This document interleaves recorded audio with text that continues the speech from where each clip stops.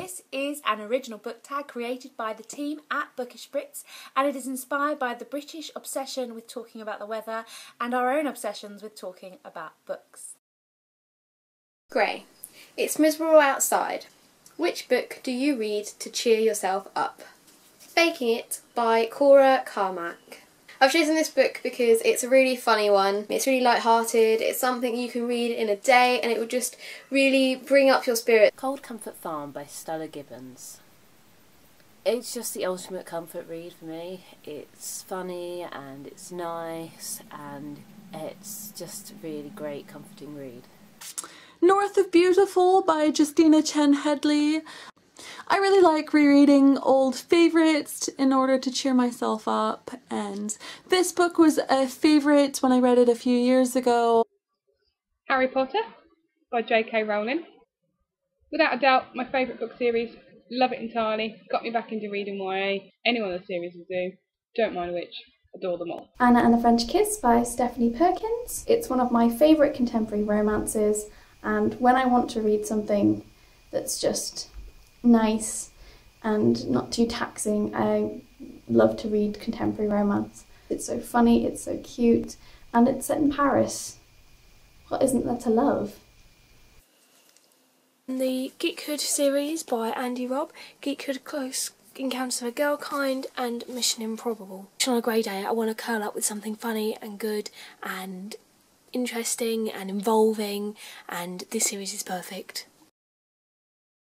Cold, a book that everyone raved about but left you cold. From Somalia with Love by Naima B. Robert. I've read other books which deal with similar subject matter and really enjoyed them, but this one just wasn't my cup of tea at all. Delirium by Lauren Oliver. It's not to say that I really hated it, I just didn't, I suppose I expected it to be more, and it wasn't. I loved the second book, but the first book really didn't do it for me. Tape by Stephen Camden. I was really sad about this one because the cover is really pretty and I was really excited for it.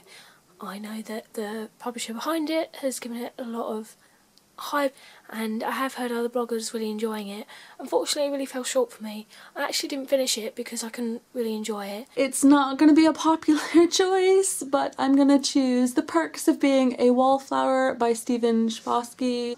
Honestly, loads and loads of people love this story, but I really didn't like it at all. I thought that it had too much going on, and in piling more and more issues into this book, it was less understanding or compassionate for the many issues in it. It wasn't that I particularly hated this book, it was just that I didn't seem to love it as much as everyone else did. I thought it was an okay read, enough that I want to finish the series and that I went and actually saw the film, but it just wasn't, it didn't have the spark that everyone else seemed to think it did, and it just really upset me. Cloud Atlas. I just couldn't get along with it. I found it was a book that I really struggled to finish, although I made myself finish, and then when I got to the end of the book I felt really dissatisfied and I actually then felt resentful that I'd forced myself to finish it. Eleanor and Park by Rainbow Rowell. There was something about this book that just didn't resonate with me like it did with everybody else. I couldn't connect to the way the characters felt or their lives. They fell flat, and I don't know why. It's such a well-loved book, and having read Fangirl since then, I really like Rainbow Rowell's writing. So I'm not entirely sure what happened with that one, but it just wasn't for me. Rainy Day. No surprises there again. Which fictional character would you share your umbrella with? I just love Darcy, and it's probably the teacher in me coming out a little bit because I spend a lot of time with 10 and 11-year-olds. But she's just so cute and she's so quirky, and I love her childlike imagination and her willingness to sort of know everything about the world around her and her randomness, and I'd quite happily spend time with her. Luna Lovegood from the Harry Potter series. I think that she and I are roughly the same sort of height, so there's none of this like too high, too low business. Being shoulder to shoulder with Luna I don't think would be awkward at all, and we'd have more than enough to chat about as we're strolling along in the rain. To be honest, any of the boys from this series, any of the Merrick brothers, I would more than happily share an umbrella with. Carlotta and Bethany from Extreme Kissing by Louisa Player.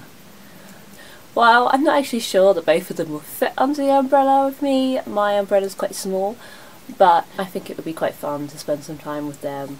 They're very fun characters with really different personalities. I think Levi is a really interesting character. It's a really cute little guy, and I just think he's someone that I would be really great friends with and would just be happy to share my umbrella with if I was to ever use one. Augustus Waters from The Fault in Our Stars by John Green. I just love Augustus. He just, oh, I just want to cuddle him and rip him up on cotton wool and just, oh.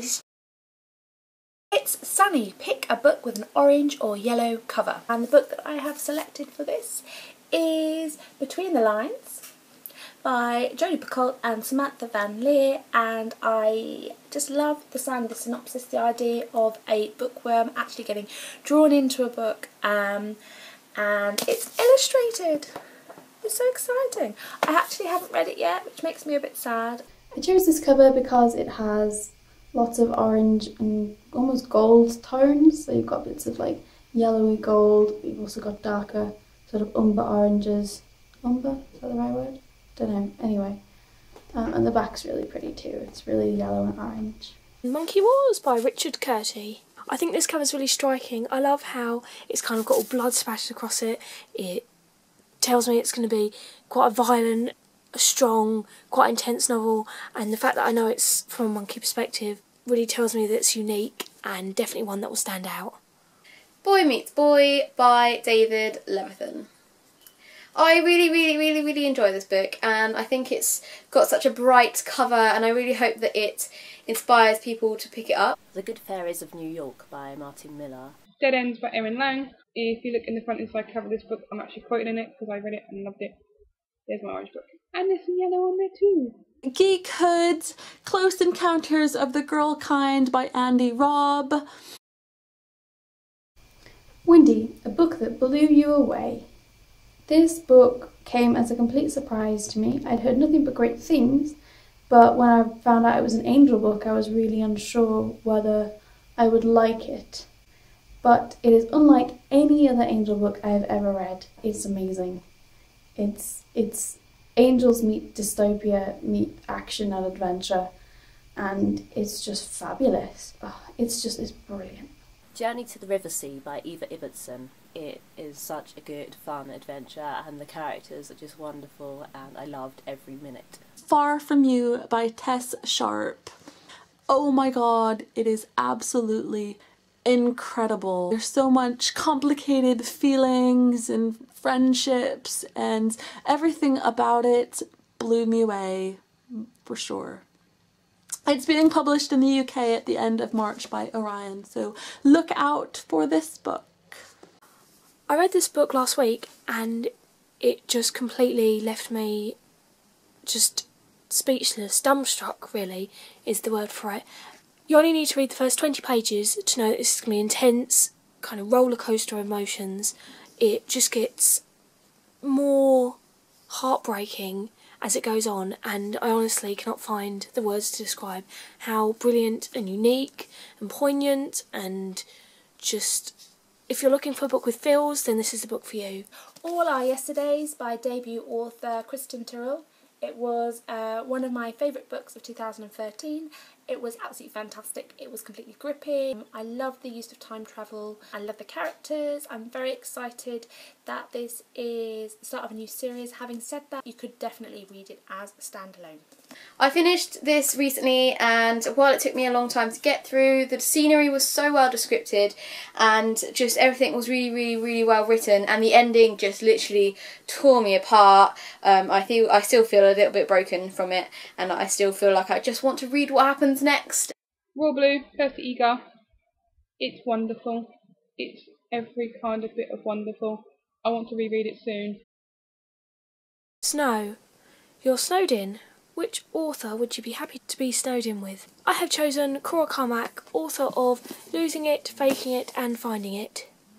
The reason I've chosen Cora Carmack for this is because I met her when she visited the UK last year, and she was just really lovely. She's a fellow book blogger herself, so she really understands kind of where we're coming from and kind of our views on books and what we're trying to achieve, and she's just so funny and normal and chatty, and I had a brilliant time talking to her, and I could probably just spend days on her and the time would just go. For this question, I decided to look at my unread books and choose the author whose books that I have the most unread books for, and that became Sophie Mackenzie, and these are the books that I have. What I love about all of these books are they're very different. I've chosen Mary Blackman, either her or her books, either would be fine, because she is an inspirational author. She's one of my favourite authors and has been since I was really young. I just adore everything she writes. I want to be a writer because of her. I would love to write as well as she does and in as many genres as she does. And all of her books are amazing. Oh, and I would be happily to read them if I was snowed in. If I was snowed in for months, days, whatever, I would just continue to flick through her books and read them and read them and read them. Sarah Mannings! Because I love all of her books and I reread them quite often anyway. Plus there are a few I haven't managed to read yet, so that would be good fun. I'm pretty sure by now this will not come as a surprise. I would love to be snowed in with these books, or with Maggie herself, because she's hilarious. But I think her books would be great to be snowed in with because they have that wintry feel, but they've got the warmth of a romance too. Trouble by Nan Pratt.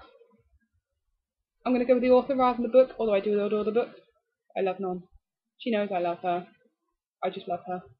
I'd like to be snowed in with J.K. Rowling's The Harry Potter series. I have been dying to reread those books ever since I finished the final. That would be a really good excuse to read the entire series back to back.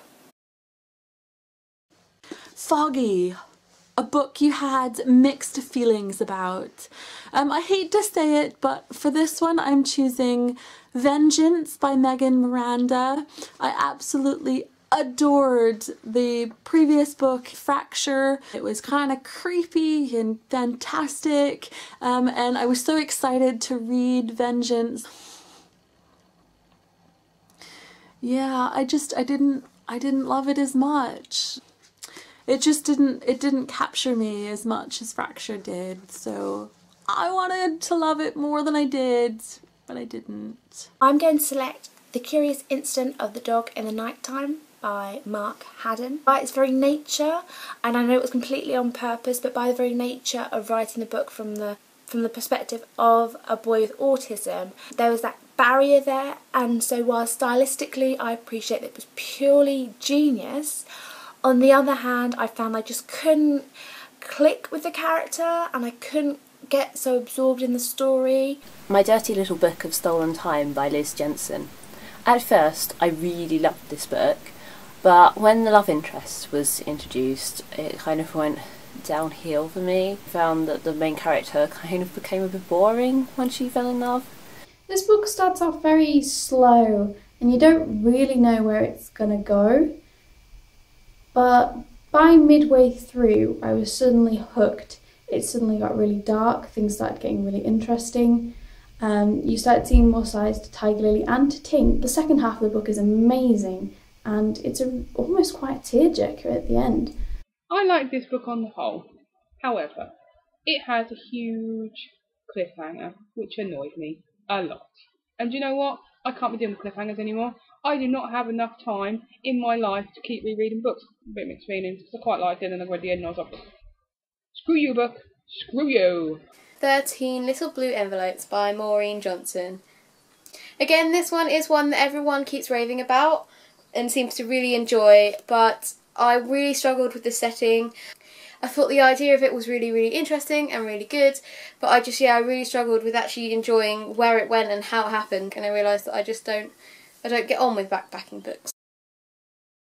A book you didn't finish because you couldn't see the sun behind it. Everyone else loved it.